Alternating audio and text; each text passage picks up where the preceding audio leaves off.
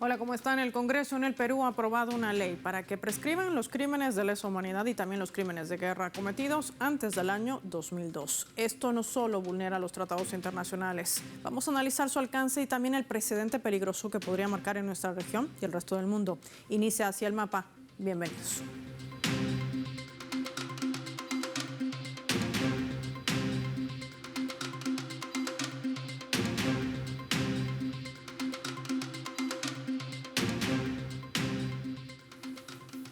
¿Cuál es el paso que da el Congreso peruano? Lo revisamos a través de los datos graficados en nuestro mapa. Perú, garantía caudillista y neoliberal.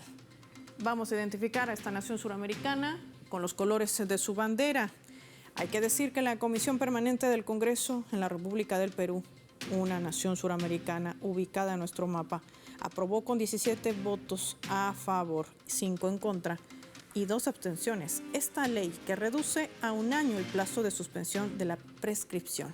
El apoyo a este dictamen viene principalmente de los legisladores de partidos de derecha y avalada también por el presidente del Congreso, Alejandro Soto, a quien ven ustedes también en la parte inferior de su pantalla en pleno hemiciclo legislativo. Se ha destacado que dentro de este proceso formaría parte de esta decisión que habría beneficiado a Soto para evitar una condena por presuntos delitos de estafa y también falsedad genérica. Este instrumento también ha sido considerado como defensor de la impunidad en el caso de corrupción y otros delitos graves, por lo cual ha sido cuestionado por favorecer al expresidente Alberto Fujimori, quien recibió una condena de 25 años de prisión por crímenes contra los derechos humanos. Sin embargo, todavía tiene pendiente el juicio por un caso del año 1992, pero con esta ley quedaría protegido de volver a la cárcel. Hay que recordar que desde el año 2023 Fujimori está en su casa por supuestas razones humanitarias. Asimismo, cerca de 600 casos de crímenes de lesa humanidad investigados o en juicio cometidos por militares o por terroristas podrán ser afectados por esta ley que facilita la amnistía al prescribir los delitos cometidos antes del año 2002. Estamos hablando entonces cerca de 600 o más víctimas que quedan en indefensión. ¿Qué implica esto? Tenemos en pantalla a la presidenta del Perú, Dina Boluarte. Ella tiene la potestad de no firmar esta ley. Sin embargo, algunos analistas consideran esta posibilidad y la ven más viable. Es decir, otros hablan de un pacto también con el partido de Fujimori, sobre todo de Keiko. Boluarte acató de manera rápida el dictamen emitido por el Tribunal Constitucional con el que el expresidente Fujimori recibió casa por cárcel. Además, el gobierno y el Congreso en el Perú, a través de una misiva, han pedido a la Corte Interamericana de Derechos Humanos, citando el comunicado, que corrija sus excesos, rechazando la resolución emitida por esta Corte que, según el gobierno peruano, supone el desconocimiento de la soberanía estatal y el principio de separación de poderes. Nos preguntamos, ¿será la nueva legislatura un retroceso en la búsqueda de justicia y verdad contra las violaciones a los derechos humanos? ¿Qué implica estas posturas? De esto y más vamos a analizar y hablar con nuestros invitados.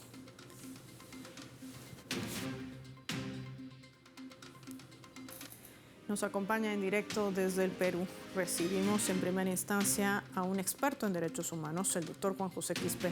Doctor, gracias por su tiempo para Telesur. Bienvenido al mapa.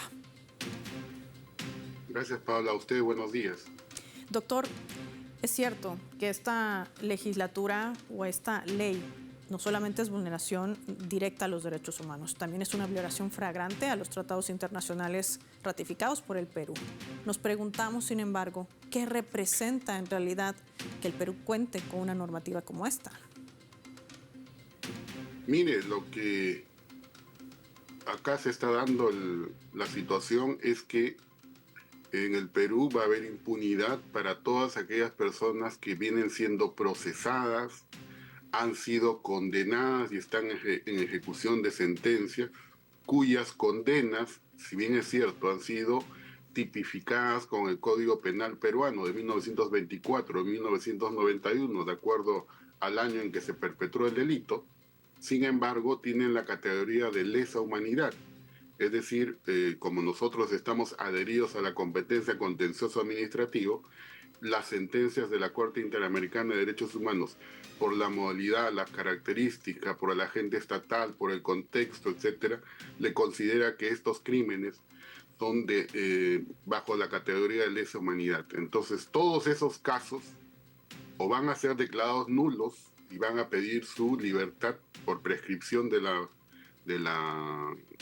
delito, o como el señor Fujimori, su abogado, ya ha dicho, apenas sale publicado la ley, en el caso Pativilca, Caraqueño y Cantuta, va a pedir pues que se prescribe el delito en tanto y en cuanto la categoría por el cual está siendo imputado no solamente es desaparición y asesinato, sino también de lesa humanidad, y en ese contexto quede impune el caso del señor Fujimori. Ahora, en materia estrictamente legal, los delitos de lesa humanidad no prescriben. Hay estatutos internacionales que así lo han ratificado y no desde el año 2002, desde hace mucho antes. El Perú también se ha sumado a la ratificación de estos acuerdos internacionales.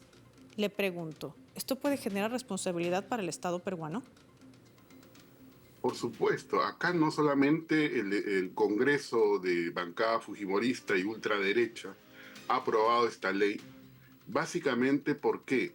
Porque quieren ver a un grupo de militares libres, incluido el señor Fujimori, van a salir asesinos como miembros del grupo Colina, que asesinaron a personas en Barros Altos, La Cantuta, niños inclusive, desaparecieron maestros, estudiantes. Va a salir el señor Daniel Urresti, que mató a un periodista, Hugo Bustíos. El proceso por el caso de la desaparición del periodista del diario La República, Jaime Boris Ayala Azul, que estamos en la etapa final, también se puede prescribir. Entonces lo que acá se está incumpliendo, Paola, no solamente son normativas internacionales que el Perú tiene la obligación de cumplirlas. Las sentencias de la Corte Interamericana hay una obligación de cumplirlas, pero además ya el Tribunal Constitucional peruano, en una sentencia del año 2011, ha abordado este tema y ha dicho lo que usted acaba de señalar. Los delitos contra la humanidad o de lesa humanidad, sea el año en que el Estado haya ratificado el tratado, tienen plena vigencia, así sea de manera retroactiva. Entonces, acá lo que se está buscando es impunidad y ser un paria a nivel internacional, porque luego va a venir las sanciones de la OEA y eso va a ser considerado al Perú como un país que no cumple con los tratados de derechos humanos y por tanto se pueden caer tratados de libre comercio. El Perú puede ser visto de la peor manera por empresarios o países de otros lugares, de otros continentes, y en esa medida eso no está viendo el Estado actual, sino simplemente quieren dar libertad porque en el Congreso hay militares que están promoviendo esta ley de impunidad, ¿no? ¿Qué intereses más se barajan? Porque pareciera una contradicción. Una organización de Estados americanos que, siendo el caso de otro país y otro gobierno, ya hubiese emitido inclusive hasta sanciones unilaterales como lo hace con Venezuela, con Nicaragua, inclusive entrometiéndose en asuntos internos de China. Pero la OEA simplemente se limita a través de su Comisión Interamericana de Derechos Humanos a emitir una advertencia de dejar sin efecto esta ley aprobada por el Congreso. ¿Qué intereses reales se barajan y a quién realmente beneficia, más allá del poder o élite fujimorista que estamos viendo? Porque todo esto también tiene un trasfondo, librar a Alberto Fujimori y con ello también a exmilitares que han servido durante esos tiempos de violencia política desatados desde los años 80 en el Perú. Sí, mire, Paola, hay un interés muy fuerte, muy grande, y que nos parece que el próximo paso, que ya lo vienen anunciando, es que nos retiremos de la competencia contenciosa administrativa de la Corte y seamos un Estado en donde el Tribunal Constitucional, manejado por el gobierno y manejado por el Congreso, sea la última instancia constitucional en el país. Y en esa medida, pues si uno quiere acudir al sistema interamericano, simplemente no va a poder, porque ya nos estaríamos retirando. Pero qué curioso, ¿no? Ahora tenemos justamente, el día de ayer ha habido un conflicto con Colombia por una isla de Leticia, y el Estado peruano le está pidiendo a la Corte Interamericana que intercede. Total, para lo que le conviene sí pide, y para lo que no le conviene le dice no te metas en las competencias propias de cada entidad autónoma, como es el Congreso, es el propio Poder Ejecutivo, el propio Poder Judicial. Lo que en el fondo se quiere es que un Estado sea manejado por un grupo de poder, y ese grupo de poder haga, como usted ya ha hecho alusión también, ¿no?, a una ley de prescripción. Esa ley de prescripción simplemente lo que va a hacer es delitos de corrupción cometidos por varias personas para las próximas elecciones, pues simplemente sean prescritos y puedan postular en las subsiguientes, no solamente para presidente de la República, que se viene el 2026, sino para congresistas, que en este caso, o diputados o senadores.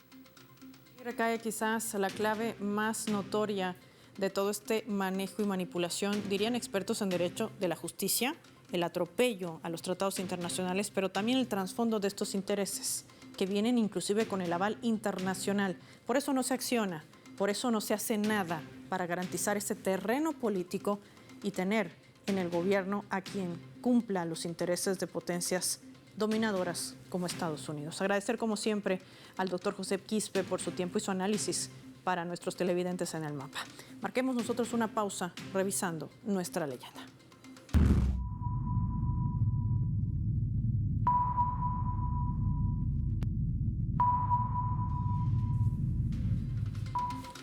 En nuestra escala, esta vez a través del portal web de nuestra multiplataforma Telesur, que está reseñando de la siguiente manera, lo colocamos en la pantalla del mapa. Fiscalía del Perú ha reiterado petición de más de 30 años de cárcel para Keiko Fujimori, la hija de Alberto Fujimori, el que va a ser exonerado por la prescripción de esa ley que va a abolir los delitos de lesa humanidad y crímenes de guerra desde el año 2022. Perú ha reiterado la solicitud de 30 años y 10 meses de cárcel para la política Keiko Fujimori por 4 delitos presuntamente cometidos durante la financiación de sus campañas electorales durante los años 2011 y 2016. Durante el transcurso de esa visita oral por el caso denominado Cócteles, el fiscal esbozaba una vez más esa conjetura de que la candidata presidencial es la presunta dirigente de esta organización criminal, la Cúpula, relacionada con el partido político fujimorista. Previamente, en esta segunda audiencia pública, en este juicio, el fiscal José Domingo Pérez confirmaba que Fuerza Popular es una organización heredera del legado criminal del expresidente Alberto Fujimori, padre de Keiko, quien se ha condenado, recordemos, por el delito de corrupción y lesa humanidad por la justicia peruana. Un tema que además podría quedar en cero con la aprobación de esta ley por el Congreso peruano. El fiscal valoraba que Fujimori debe ser sancionada por el delito de organización criminal en calidad de líder, por dolo directo y como autor directo por el delito de lavado de activos agravado con autoría mediata. Así lo determinaba también la justicia en el Perú. Esa es la clase política que le sirve a los intereses de Estados Unidos. Ya volvemos.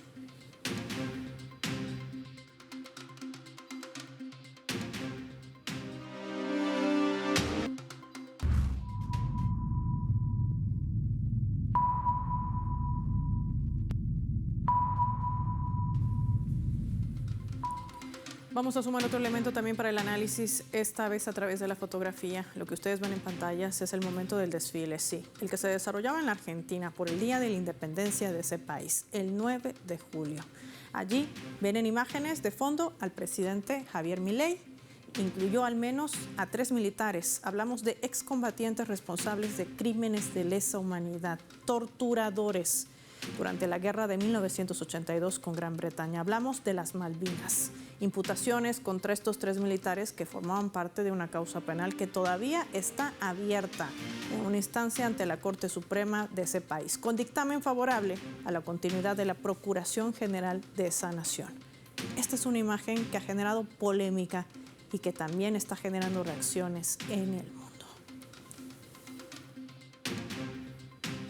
Analizamos este escenario, nos acompaña también desde el Perú en directo, periodista experta en temas internacionales, Giovanna Constantini. Qué gusto recibirte, Giovanna. Gracias por tu tiempo para Telesur y para el mapa. ¿Qué tal, Paola? Muy buen día, encantada de estar con ustedes. Giovanna, me gustaría profundizar esto con lo que hace el Congreso del Perú. Aprobar una ley de prescripción de delitos de guerra y de lesa humanidad, sumada a esta naturalización, si vale el término, que hacen algunos gobiernos en nuestra región, como el caso de Javier Milei. El negacionismo, el avalar la violencia política, las desapariciones forzadas, y podemos seguir sumando otro tipo de atrocidades que de alguna manera también vinculan con el avance del fascismo. ¿Ante qué escenario estamos? Bueno, digamos que lo que ha hecho el Congreso en esta autógrafa es aprovecharse de, digamos, las prerrogativas que tiene para, a través de una ley, poder, digamos, haberse aprovechado de aquello que el Congreso y el Estado peruano ha dejado suelto. Y en eso hay que ser bastante objetivos. La normativa penal es clara y nosotros tenemos que tratar de ser lo más objetivos posible al momento de analizarla, dejando de lado nuestras pasiones, dejando de lado, digamos, lo que nosotros como peruanos quisiéramos. Entonces, al respecto, debo señalar que, digamos, la imprescriptibilidad de un delito no podemos relacionarla, digamos, con la función de la pena. No tiene absolutamente nada que ver. Cuando nosotros nos suscribimos a este convenio internacional de imprescriptibilidad, se hace una reserva que esta se va a considerar desde el año 2003.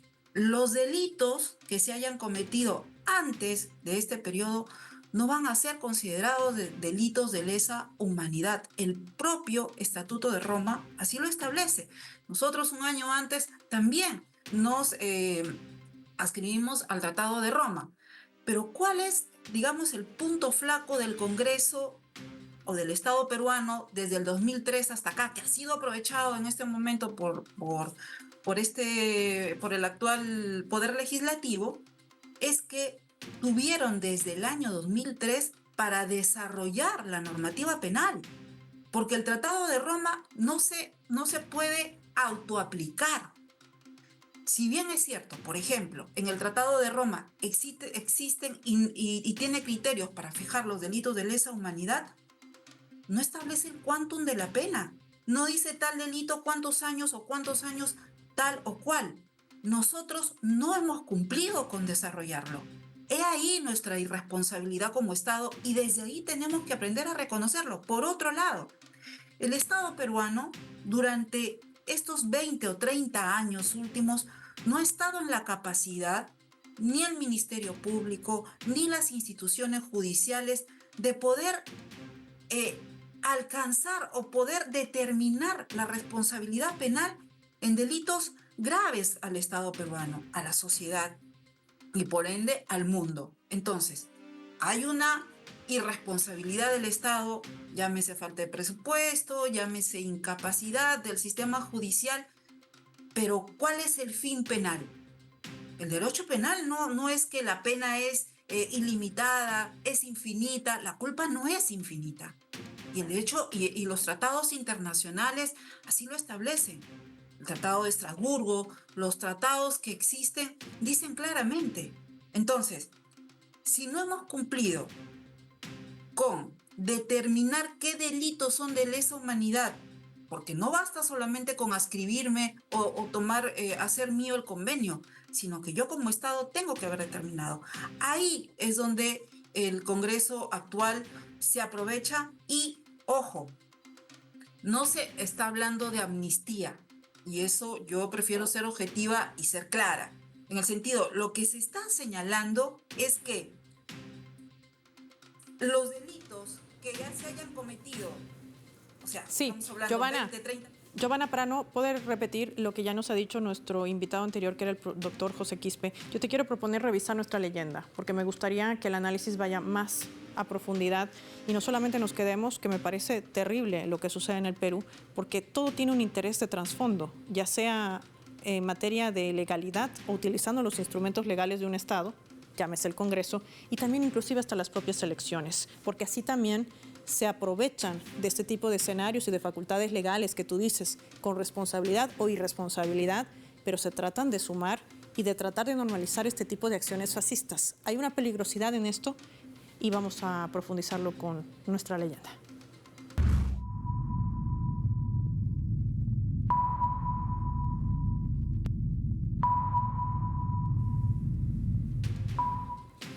La presidenta del Comité de Investigaciones de Naciones Unidas, la que ven en su pantalla, reseñaba lo siguiente al momento de emitir un informe evacuado por Naciones Unidas. Navi Pillay decía: responsabilizó a Israel de crímenes de guerra y de lesa humanidad en la Franja de Gaza, violaciones del derecho internacional humanitario, incluido el genocidio y ataques deliberados contra civiles, la práctica de asesinatos premeditados, del uso de hambre como un arma, así como el desplazamiento forzado y la persecución por motivos de género. Giovanna, ¿por qué sumamos el tema de Palestina? Porque Naciones Unidas también tiene mecanismos importantes, organismos. Llámese la Corte Internacional de Justicia y también la Corte Penal Internacional.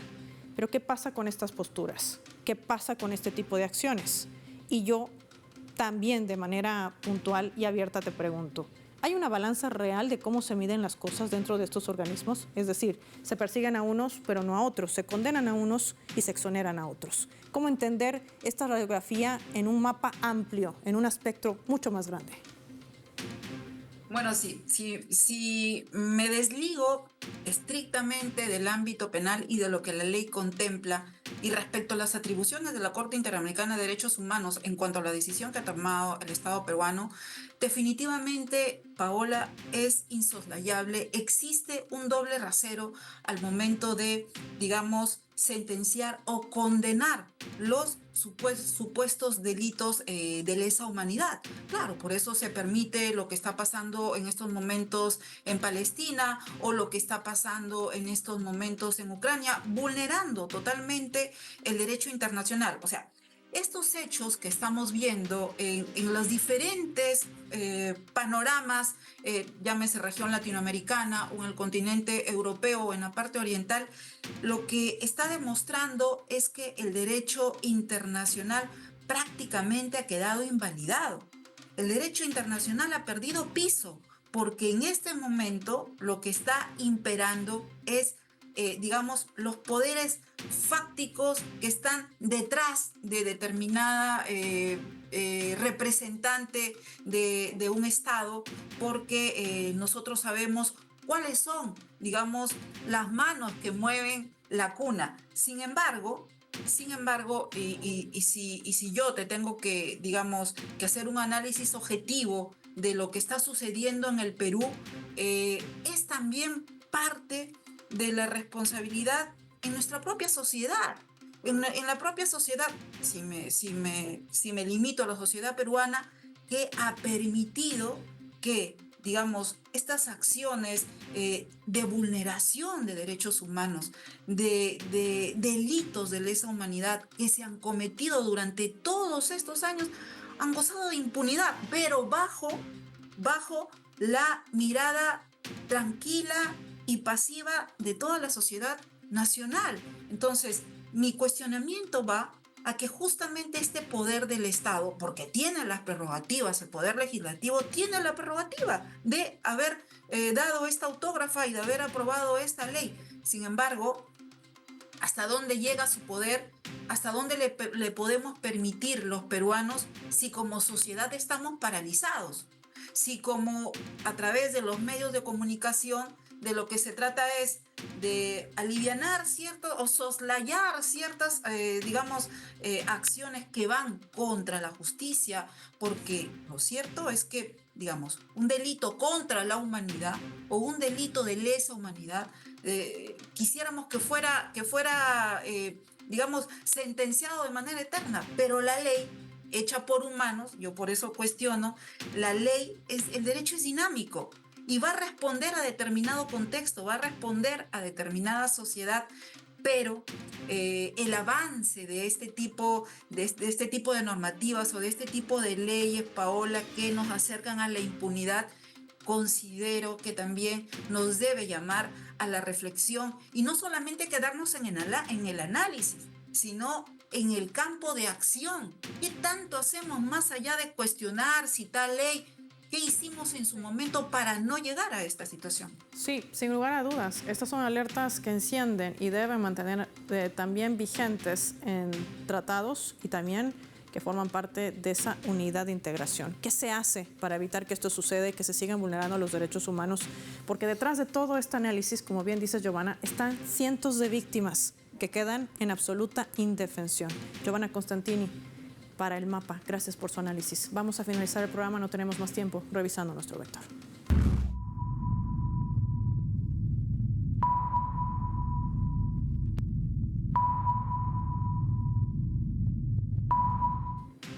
Nuestro radar en el mapa hoy nos refleja las 3 claves sobre este tema.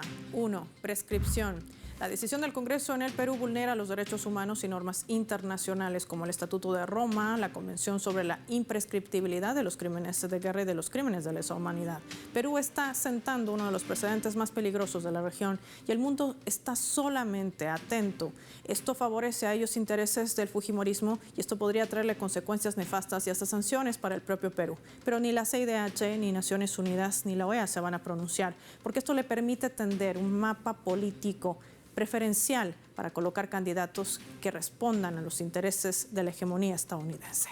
2. Doble rasero. Las grandes potencias en el mundo, de la mano de sus mecanismos como la Corte Internacional de Justicia y la Corte Penal Internacional, tienen posturas contradictorias al momento de señalar a los infractores de estos delitos de lesa humanidad, que además no prescriben, manipulados a esos intereses políticos y hegemónicos. Basta ver el exterminio que comete Israel en Gaza bajo el paraguas de la impunidad de Estados Unidos y sus aliados europeos, y el genocidio económico que también siguen cometiendo contra los pueblos del mundo que no se someten a esos intereses.